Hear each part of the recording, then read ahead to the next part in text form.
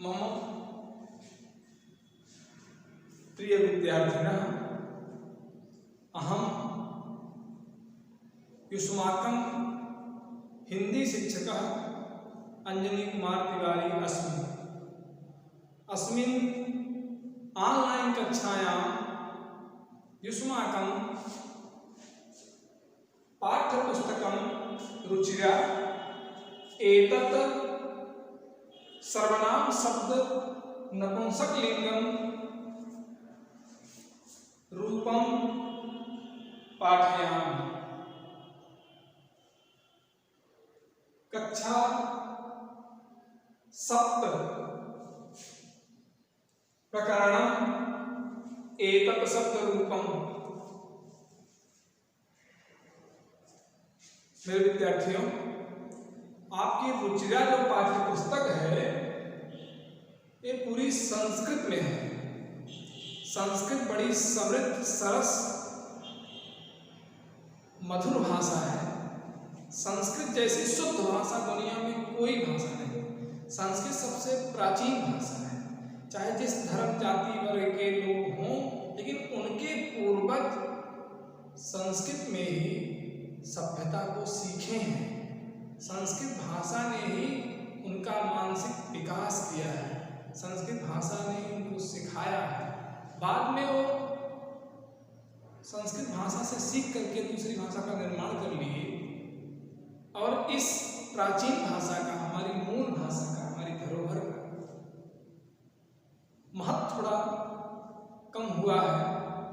व्यवहार में अन्य भाषाएं सामने आई और संस्कृत भाषा उससे प्रभावित हुई।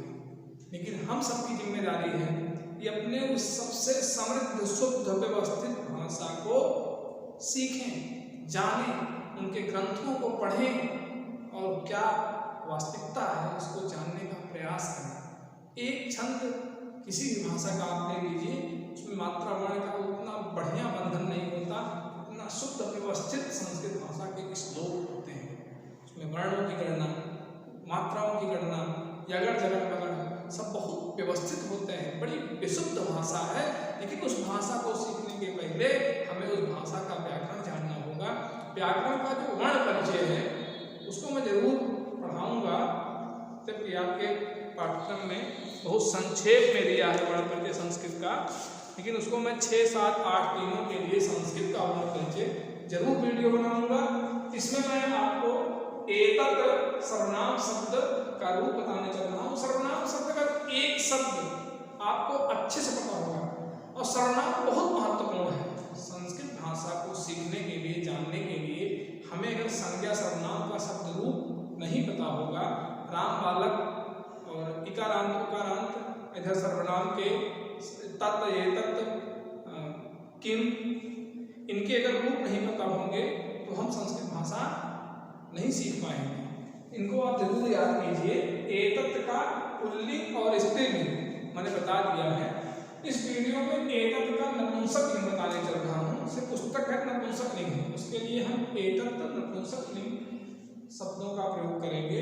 पुल्लिंग के लिए एतत् पुल्लिंग का प्रयोग करेंगे, स्त्रीलिंग के लिए एतत् स्त्रीलिंग का प्रयोग करेंगे और नपुंसकलिंग के लिए एतत् नपुंसकलिंग का प्रयोग करेंगे। एतत् का मतलब होता है यह। चलिए हम देखते हैं। एतत् नपुंसकलिंग शब्द प्रथमा विभक्ति एक वचन में क्या होगा? एतत् ही होगा। द्विवचन में होगा एते और बहुवचन में होगा एतान। एतत्, एते, एतान। तृतीया विभक्ति देखिए, प्रथमा विभक्ति और तृतीया विभक्ति दोनों के जो रूप हैं वो एक समान चलते हैं। प्रथमा विभक्ति और तृतीया विभक्ति दोनों के रूप कैसे चलते हैं? एक समान चलते हैं। एतत्, एते, एतान। द्वितीया में भी एतत्, एते, एतान, दोनों में यही होगा। अब तृतीया से लेकर के सप्तमी तक सर्वनाम में संबोधन का प्रयोग नहीं होता है। केवल संज्ञा में संबोधन का प्रयोग होता है। अब तृतीया से लेकर के सप्तमी तक नपुंसक लिंग के जितने रूप होते हैं सब पुल्लिंग की तरह होते हैं। वो चाहे संज्ञा शब्द हो चाहे सर्वनाम शब्द हो। संज्ञा जैसे पुष्प है, पुष्पम पुष्पे पुष्पान पुष्प पुष्पे पुष्पान, बाकी नाम की तरह पुष्पेन पुष्पाभ्याम पुष्पैः, पुष्पेण पुष्पाभ्याम पैः, चतुर्थी में पुष्पाय पुष्पाभ्याम पुष्पेभ्यः, पुष्पात् पुष्पाभ्याम पुष्पेभ्यः, पुष्पस्य पुष्पयोः पुष्पाणाम्, और सप्तमी में पुष्पे पुष्पयोः पुष्पेश। जैसे आप संज्ञा में नपुंसक लिंग तृतीया से पंचमी तक एक समान चलते हैं। कक्षा 6 में आपने पढ़ा होगा पुष्प का शब्द रूप, मैंने याद दिलाने के लिए आपको बताया था। अब यहाँ हम उसी तरह से सर्वनाम का भी तृतीया से लेकर के सप्तमी तक पुल्लिंग की तरह पढ़ेंगे। अब यहाँ देखिए तृतीया से एतेन, एक वचन में क्या हो जाएगा एतेन, द्विवचन में एताभ्याम, द्विवचन में क्या हो जाएगा एताभ्याम, एतेन एताभ्याम, और बहुवचन में एतैः, क्या हो जाएगा एतैः।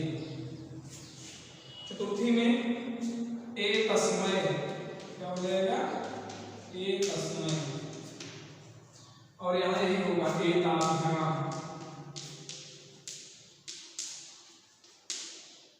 चतुर्थी बहुवचन एतेभ्यः, एतेभ्यः। फिर पंचमी एतस्याः, द्विवचन एताभ्याम, बहुवचन एतेभ्यः।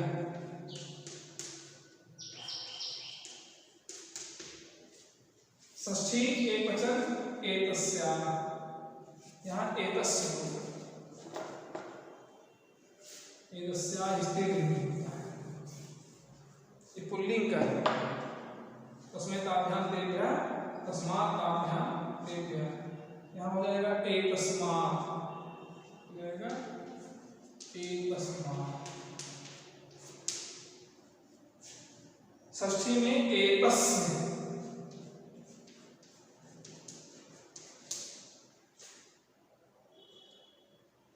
एतयोः, एतेषां, इसमें वाला सा होता है, पुल्लिंग में ही सा होता है, स्त्रीलिंग में तंत्र सा होता है। सप्तमी में एकस्मिन्, सप्तमी में क्या हो जाएगा एकस्मिन्, यहाँ एतयोः ही होगा, और यहाँ हो जाएगा एतेषु, एतेषु। स्त्रीलिंग में यहाँ तास हो जाता है, एतासु, एतासां, एताभ्यः, एताभ्यः, एताभिः, यहाँ दोनों एक समान होता है। ए सब में एक समान होता है, पुल्लिंग में, स्त्रीलिंग में, नपुंसकलिंग में, तीनों एक समान होते हैं। ये भी एक समान होते हैं दोनों लिंगों में। चलिए एक बार मिला लेते हैं इसको किताब से। देखिए एतत्, हमारे साथ आप पढ़िएगा भी, एतत् सर्वनाम शब्द नपुंसक लिंग का रूप, प्रथमा विभक्ति तीनों वचन में देखेंगे। एतत्, एते, एतानि, क्या है एतत्, एते, एतानि, द्वितीया विभक्ति। एतत्, एते, एतानि, तृतीया विभक्ति। एतेन, एताभ्याम, एतैः, चतुर्थी विभक्ति। एतस्मै, एताभ्याम, एतेभ्यः, पंचमी विभक्ति। एतस्मात्, एताभ्याम, एतेभ्यः, षष्ठी विभक्ति। एतस्य, एतयोः एतेषां, और सप्तमी विभक्ति एतस्मिन् एतयोः एतेषु। सर्वनाम शब्दानां संबोधने रूपाणि न भवति। सर्वनाम शब्द का संबोधन में रूप नहीं होता। एक था एतत् शब्द का तीनों लिंगों में रूप। एतत् शब्द का तीनों लिंगों में रूप यदि आपको याद हो जाता है, अन्य सर्वनाम शब्दों को पढ़ने में, याद करने में आसानी हो जाएगी। इसलिए इसको अच्छे से याद कर लें। पुल्लिंग में ऐसा, एतो, एते, एताम, एतौ, एतान, ऐसा, एतौ, एते, जिसा, औते, एतः, एतौ, एते, तम, तेतान, एतम, एते, एतान, एतम, एते, एतान।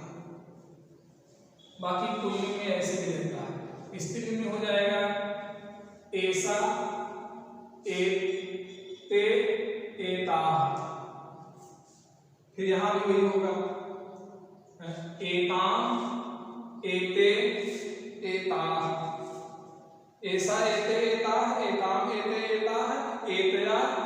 एक बार कर लेते हैं स्त्रीलिंग का भी। ऐसा, एते, एताः, एताम, एते, एताः, एतया, एताभ्याम। यहाँ हो जाएगा एताभिः, एतस्य, एताभ्याम, एताभ्यः, एतस्याः, एताभ्याम, एताभ्यः, एतस्याः, एतयोः, एतासां, और एतस्याम, एतयोः, एतासु। यहाँ दंत सा होगा, यहाँ ते के स्थान पर ता हो जाएगा। यही अंतर है इसमें। मैं समझता हूँ आप तीनों लिंगों का याद कर लेंगे, कॉपी में लिख लेंगे। याद करना बहुत महत्वपूर्ण है। एयर कॉपी में तो लिखेंगे ही, याद करना बहुत महत्वपूर्ण है। और कल मैं आपको PDF दूंगा और एते शब्दरूप तीनों लिंगों में प्रश्न, केवल प्रश्न आपको दूंगा। उन प्रश्न को आप हल करेंगे, तब अगला सर्वनाम हम पढ़ाएंगे। बहुत बहुत धन्यवाद।